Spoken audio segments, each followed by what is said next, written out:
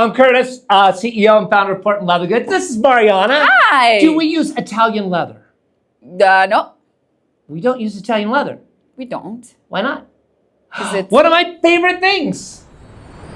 Oh, Italy 2023.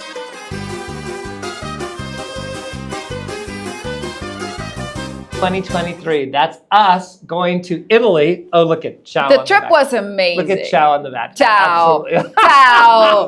Say it proper. Oh my gosh, we had the most fun in the world going all over Italy. We went to 21 tanneries in Italy. It was great. 21 tanneries and 1 balloon ride. Oh my gosh, we took them. Oh, that was fantastic. That was great. My favorite story when people say, do you use Italian leather? And I'm like, absolutely not. Right? No. And they're like, why? What are the best hides in the world? Do you know where they are? The raw hides. America. They're America. The United States of A. They walk around Montana and there's no fences and they're healthy and they're great, right? Yes. They're Montana. They're the best hides in the world, right?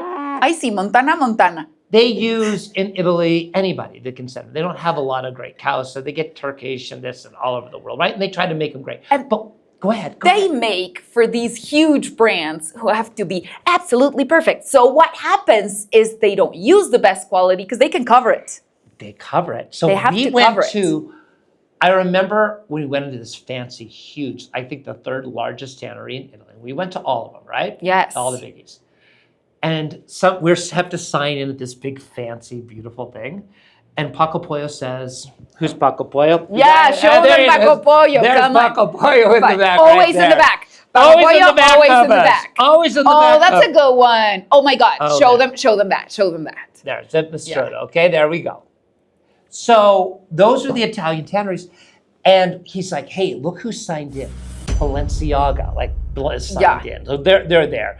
And like 3 other really famous Italian or European brands, right? Yeah. Then really. we show Ooh. our leather to the people there, and they're like technicians? yeah, well, first a salesperson, then they called the technician, then they called another technician. And we're here with packages of what we need. This is what we use. Yeah. This is this beautiful leather we use.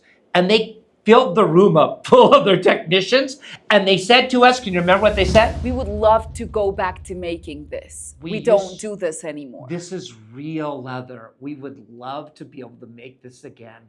But we make for these fancy brands, everything has to be identical. Yeah. So they just take the hide and they cover it so that every single bag looks alike. And it's kind of more like covered with resins and plastics and shellacking. Because you're going to pay thousands and thousands you're of gonna pay a lot dollars of for money, this so bag. you don't You wanna, expect it to be... yeah, but it's not fake. It's just not what we do. Does that make sense? No, these guys had tears in their eyes. Like, this is actual leather. Let's go back to doing this. Please, we would, as people who got into the Italian leather business to make real fancy leather. Exactly. Beautiful, awesome, looks great as you do this.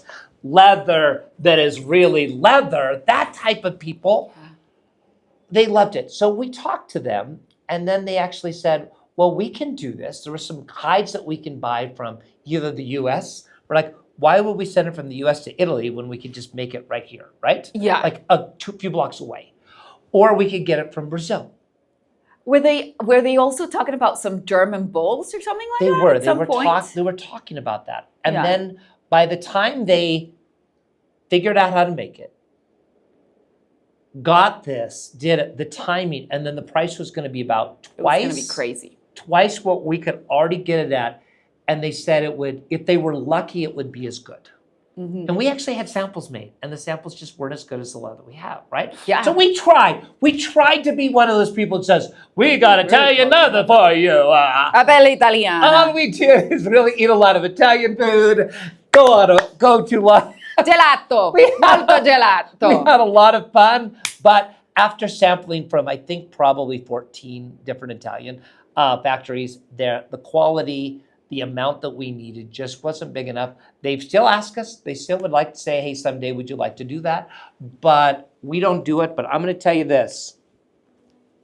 We had fun. One of my favorite trips, I did this video because this sits in my office. And right there, my favorite picture ever of Mariana. Ciao. Ciao.